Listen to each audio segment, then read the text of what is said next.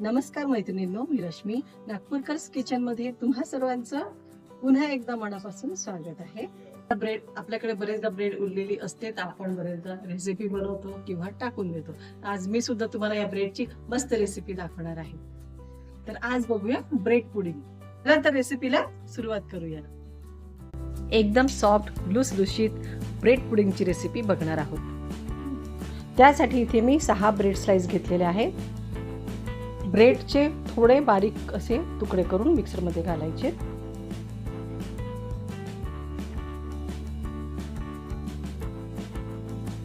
यात घालायचं 1 कप दूध. इथे मी 1 कप दूध घातलं आहे, तुम्हाला थोडं कमी जास्त लागू शकतं. आताच घालायचं 1/4 कप साखर, 1 अंड फोडून घालायचं आणि हे मिक्सरला छान याची पेस्ट तयार करून घ्यायची. मी सगळं साहित्य मिक्सरलाच घातलेलं आणि मिक्सरमध्ये छान याची पेस्ट तयार झालेली आहे. कढईमध्ये 1/4 कप साखर घ्यायची. आज आपण कॅरॅमलाइज्ड ब्रेड पुडिंगची रेसिपी बघतोय, तर त्यासाठी आपल्याला साखरेला कॅरॅमलाइज करावं लागेल. तर याला मीडियम टू लो फ्लेमवरती साखर विरघळवून घ्यायची.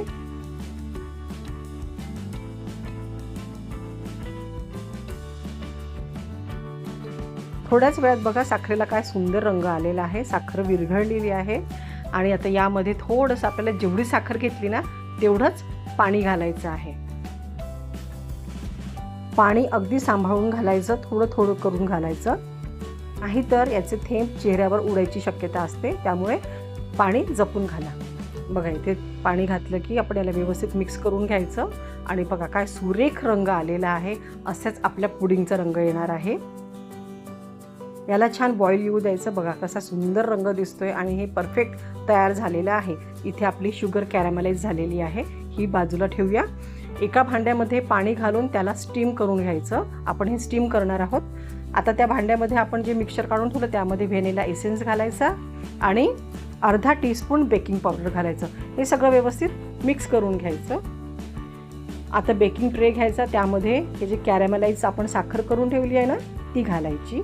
ब्रशने व्यवस्थित सगळीकडे लावून घ्यायची.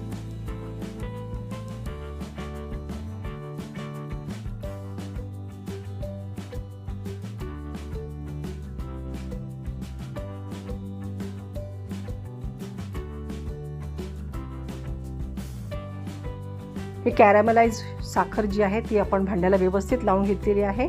यामध्ये आता आपण ते आपलं जे ब्रेड पुडिंगचं मिक्सचर आहे ते घालायचं. 1-2दा टॅप करायचं आणि स्टीम करायला बरोबर 25 ते 30 मिनिटे ठेवायचं. गॅसची फ्लेम मीडियम ठेवायची. बघा इथे बरोबर 30 मिनिटे झालेली आहेत. याचं झाकण काढून आपलं पुडिंग बघून घेऊया. मध्ये मध्ये झाकण काढून अजिबात बघायचं नाही. आता यात सुरी घालून आपण चेक करून घेऊया. बघा सुरी अगदी कोरडी निघालेली आहे, म्हणजे आपलं ब्रेड पुडिंग तयार आहे. बघा थोडंसं 5 ते 7 मिनिटे गार होऊ द्यायचं. याच्या कडा आपोआपच थोडं गार झालं की सुटायला लागतात. तरी पण आपण सुरीने एकदा सगळीकडनं कडा सोडवून घ्यायच्यात.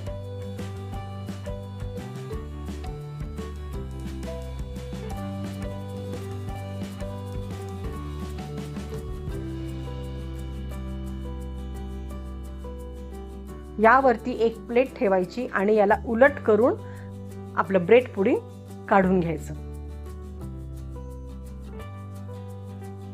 बघा काय सुरेख रंग आलेला आहे आणि ब्रेड पुडिंग इतकं टेस्टी बनतं ना की तुम्ही केकसुद्धा खाणं विसरून जाल. मी जेव्हापासून ब्रेड पुडिंग बनवते ना तेव्हापासून आठवड्यातून 2 ते 3दा हे ब्रेड पुडिंग आमच्याकडे बनतंच आहे. रंग, टेक्स्चर अप्रतिम, टेस्ट अप्रतिम. नक्की बनवा. तुमच्याकडे जेव्हाही ब्रेड उरते ना टाकून देऊ नका, किंवा त्याची दुसऱ्या तर आपण रेसिपी बनवतोच, तर ही रेसिपी देखील बनवून बघा. एकदम सॉफ्ट ब्रेड पुडिंग तयार आहे. तुम्ही चौकोनी कापा, गोल कापा, ब्रेडसारखे कापा, कसेही तुम्ही याचे काप करून थंड किंवा गरम, कोमट जसंही वाटेल तसं तुम्ही एन्जॉय करू शकता. तर अशा प्रकारे तुम्ही ब्रेड पुडिंग बनवून बघा. रेसिपी एन्जॉय करा. पुन्हा भेटूया नवीन रेसिपीसोबत. तोवर मस्त खा आणि स्वस्थ रहा. थँक्यू.